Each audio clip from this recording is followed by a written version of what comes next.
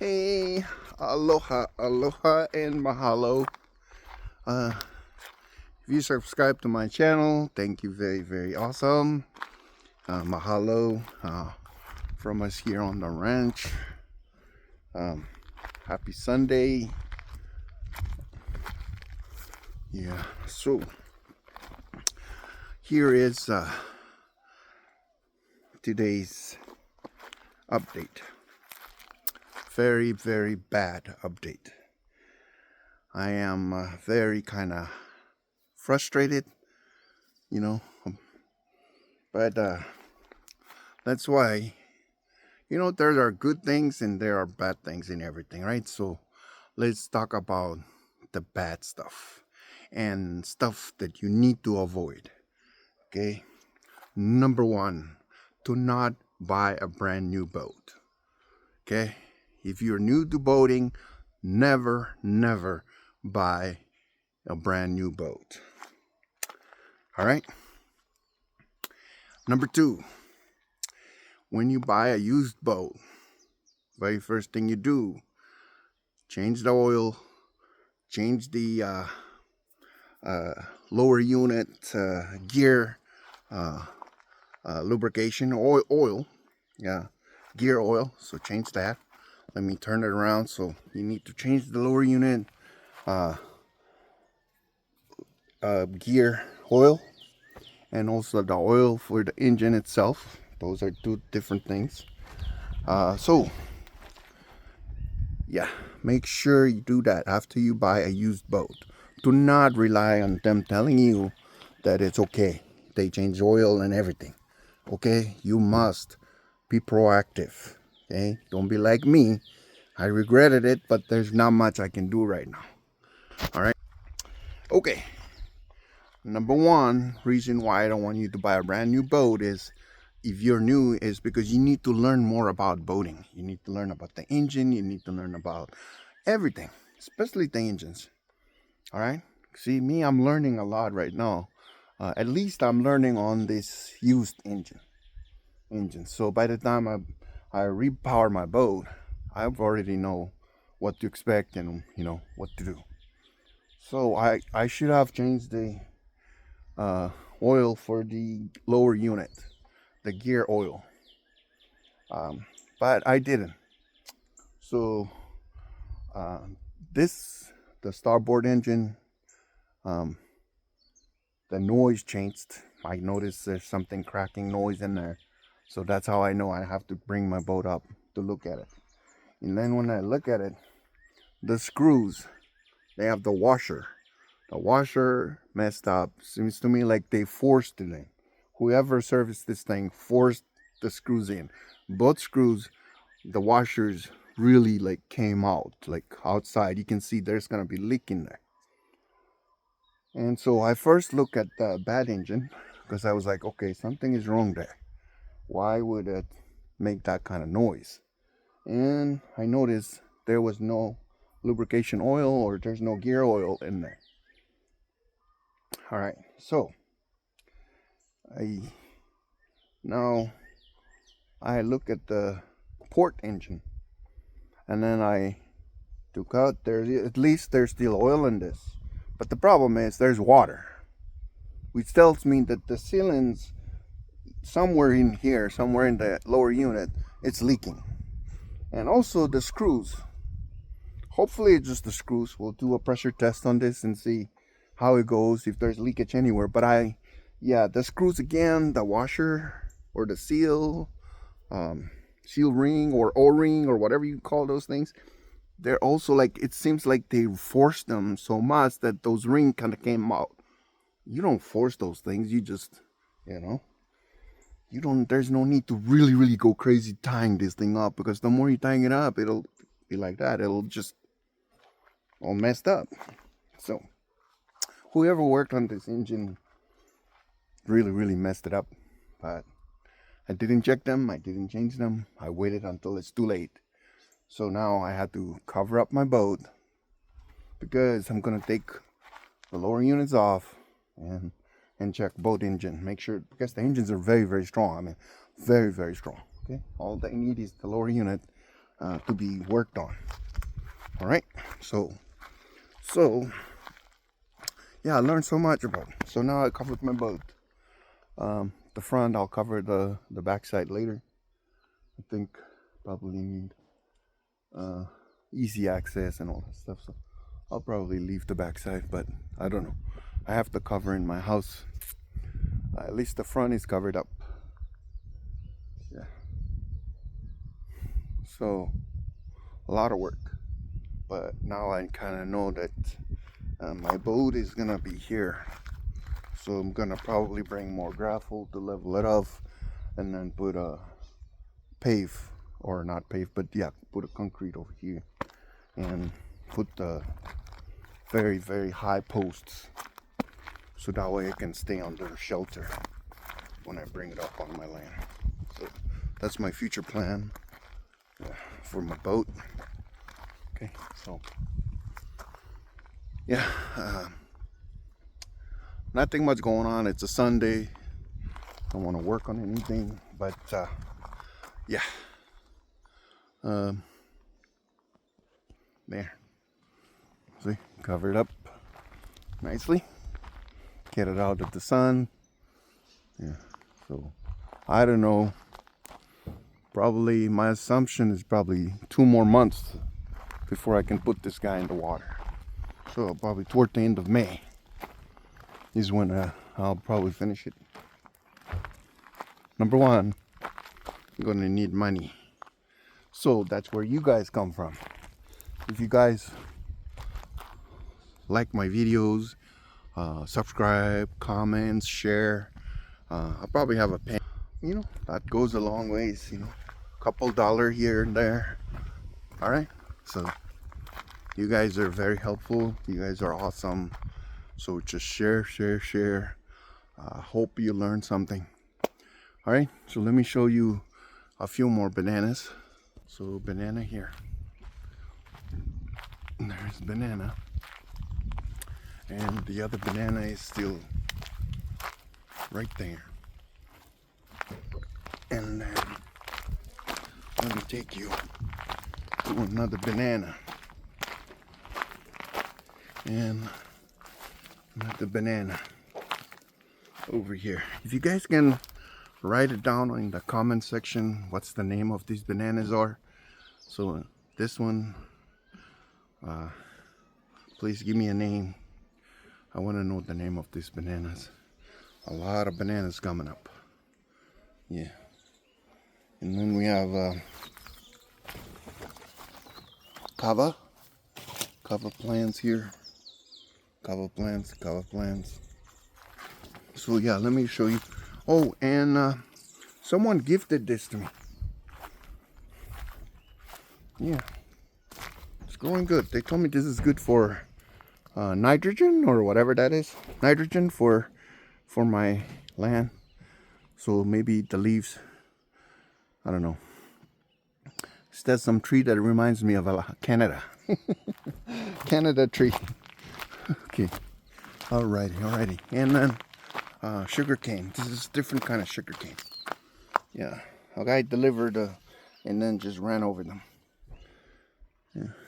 So sugar cane, betel-nut trees, and then let me go show you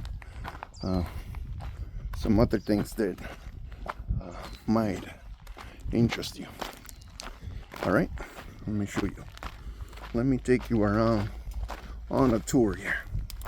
Okay, so our taro patch is right here. Okay, these are the what are this? Papaya. And then this is more sakao. Kava.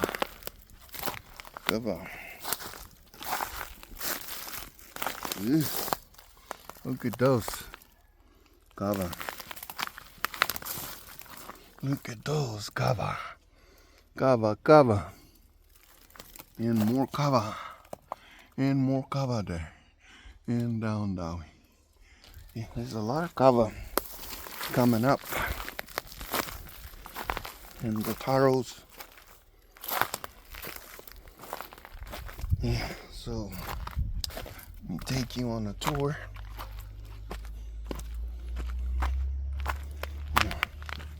Taros, bananas, and then look how humongous these taros are. Yeah, they're very, very big taros. And then let's go look at the pigs. See, that is Lira. And over there is Nemin. Hi, Nemin. How are you, Nemin? Nemin. There is Nemin. Lira. Yeah, they're ready for roast. And these guys are our... Okay, Aterria. It's not Aterra. Aterria. Aterria food. Yeah, ni orwe bo Aterria food. No, ni suffer. Ni bo ni suffer. Yeah. So these two are our breeders. Yeah. Aterria ni suffer. They're our breeders. Yeah. So the plan here is to expand my pig pen again. So planning to expand it down this way and build a big one down here. So that way we can transfer the pigs out of here, put them in there, and then I can clean out, because I need the soil and poop. So they're mixing with the straws on both sides. So we're gonna need an extra big pan for these guys to go in it while they clean it out, and then put back stuff in there. Now it doesn't smell no more because I put all those hays and straws in there. Yeah, they don't smell. Before it smells really bad, but now even if you're standing right here, you don't smell anything, not even the poop. Yeah, and these guys, man, look at them. Look at them. They're really, really happy. Yeah. And then let's go look at the piglets, the small ones. Sadly, I hate to say this, I don't want to talk about it, but one of my piglets, yeah, these ones are getting bigger. Yeah.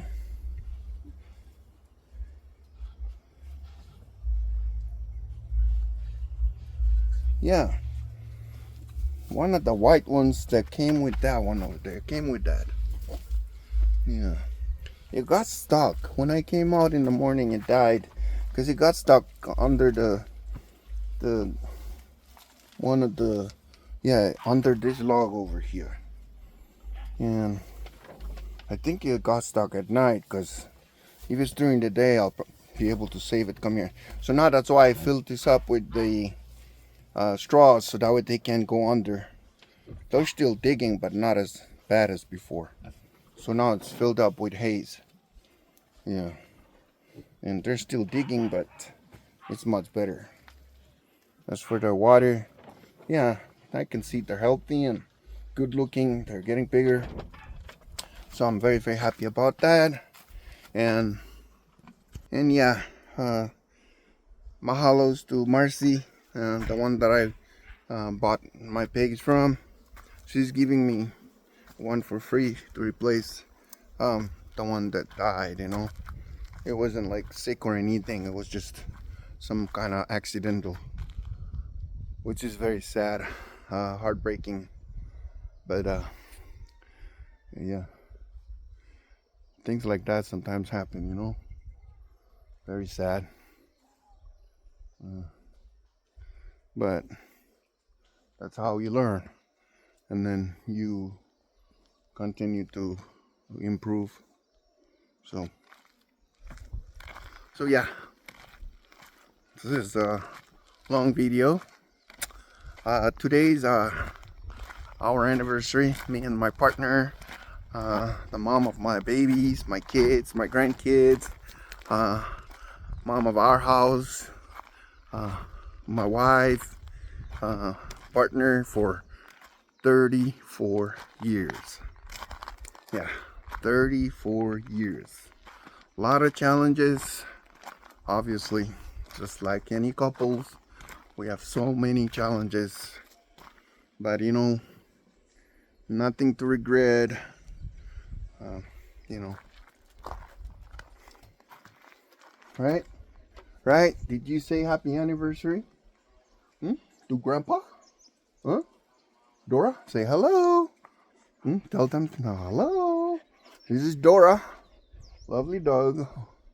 Dora. Yeah. She's stationed out here at the front. Ginger and Lola stationed in the back. They're still small. We don't want to expose them to anything dangerous. They just got their first shot last week. I think 4 more weeks until they get another shot. And then they'll be allowed to go anywhere. But for now, they can only stay inside the house. Yeah. So, yeah, let me put on my chair and then we'll talk some more. Cause I need a. Okay, good. The sun. There's clouds, so I'll just sit over here and we'll talk. Yeah. Okay, let me put it down here, and then we can talk. Alrighty. Okay. Yeah, 34 years with my wife. You know. So congratulations to my partner. You know. So if you have any questions or comments or whatever, let me know. Okay. Again, my must talk about this every now and then is that Eden Rock is a very safe place to live. So forget about all those negative stuff you hear from people. Those are all BS. Those are all lies. You know, life out here is awesome. You can grow pigs, you can grow bananas, you can grow taros, you can grow cassava, you can grow kava, you can grow breadfruit trees, coconut, and all sorts of stuff. Okay, so come out here and buy you a piece of property. It's only 25 minutes away from town, 10, 15 minutes or even 5 minutes away from stores.